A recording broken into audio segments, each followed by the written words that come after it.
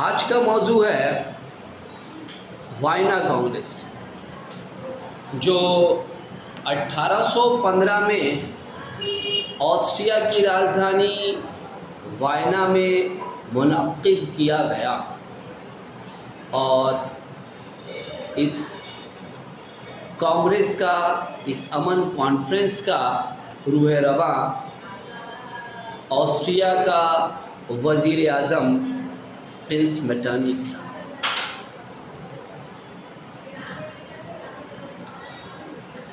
इस कांग्रेस का असल मकसद यूरोप को फ्रांसीसी इनकलाब के पहली जैसी हालत में लाना था।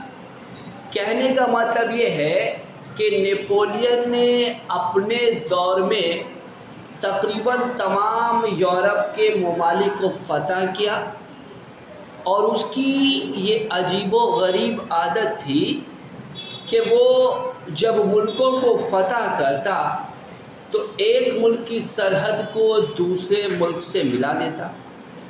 नतीजा ये निकला कि यूरोप का पूरा नक्शा ही बदल गया।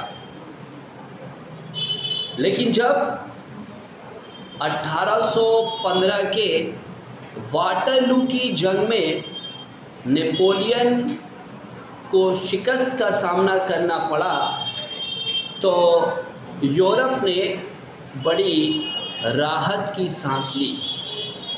अब उस दौर की बड़ी बड़ी ताकतें जो थी, खासकर इंग्लैंड, रशिया, प्रसिया, ऑस्ट्रिया, वो ये चाहते थे कि यूरोप को नेपोलियन के दौर के पहली जैसी हालत में लाया जाए। इसी मकसद के तहत ऑस्ट्रिया की राजधानी वायना में 1815 में एक कॉन्फ्रेंस का अहतमाम किया गया, जिसमें तमाम यूरोप के ममालिक को शामिल किया गया और ये कॉन्फ्रेंस जो है वायना कांग्रेस के नाम से तारीख में मशहूर है। इस कांग्रेस ने कुछ बुनियादी उसूल बनाए जिसको दर्जेल में पेश किया जाता है। पहला उसूल था जायज़ विरासत का उसूल, यानी कि लेजिटिमेसी। इस उसूल के तहत ये तय किया गया कि नेपोलियन ने जिन जिन ख़ानदान के बादशाहों से उनके तख्तो ताज को छीना था, उस ख़ानदान के वारिसों को वो ममालिक या तख्तो ताज वापस कर दिया जाए। इसके तहत फ्रांस को बोरबोन ख़ानदान के बादशाह के हवाले कर दिया गया, हॉलैंड को हाउस ऑफ ऑरेंज के हवाले किया गया, इटली को पोप के हवाले किया गया और सर्डिनिया और पिडमाउंट के तख्त पर सेवॉय ख़ानदान के लोग जलवा अफरोज़ हुए। मुख्तसर ये कि इस उसूल के तहत उन तमाम इलाक़ों को उनके वारिसों को वापस लौटा दिया गया जिससे नेपोलियन ने उसे छीना था। वायना कांग्रेस का दूसरा उसूल था मुआवजा या हर्जाने का उसूल, यानी कि कॉम्पनसेशन, भरपाई करना, किसी का खामियाजा भुगतना।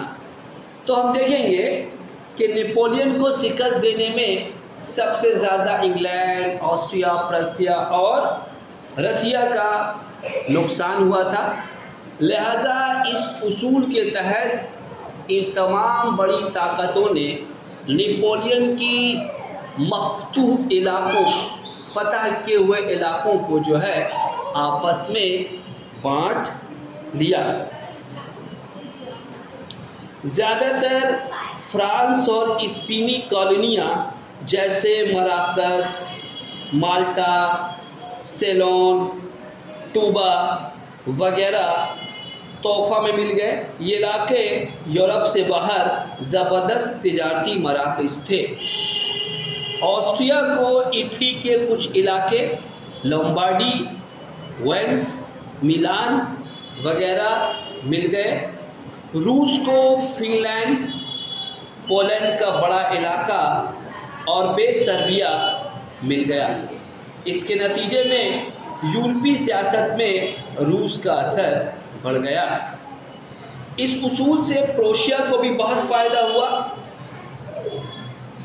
स्वीडिश, वेस्ट फिलिया, राइन और सैक्सोनी के एक बड़े इलाके पर उसका कब्जा हो गया। हॉलैंड को बेल्जियम मिल गया।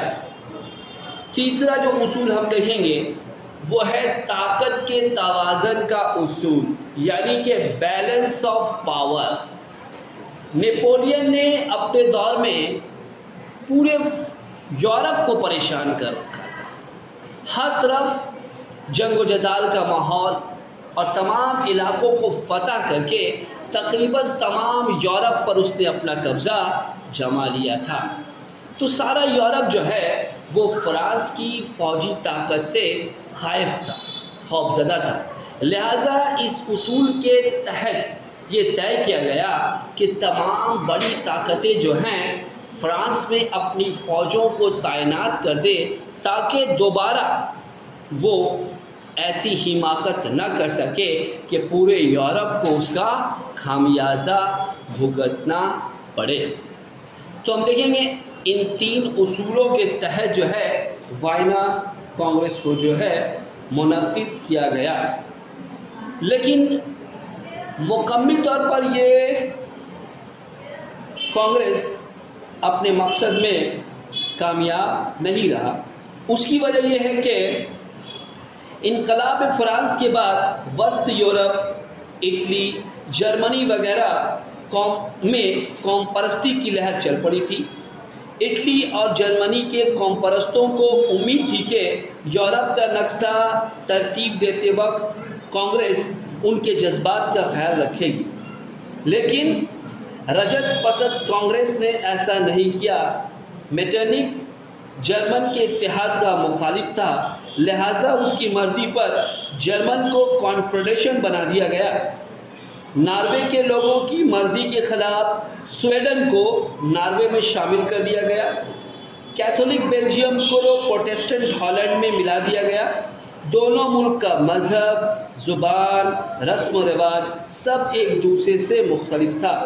पोलैंड वाले आज़ादी की राह देख रहे थे। उनके जज्बात का खून करते हुए उनके मुल्क को टुकड़े टुकड़े करके रूस, क्रोशिया और ऑस्ट्रिया के हवाले कर दिया गया।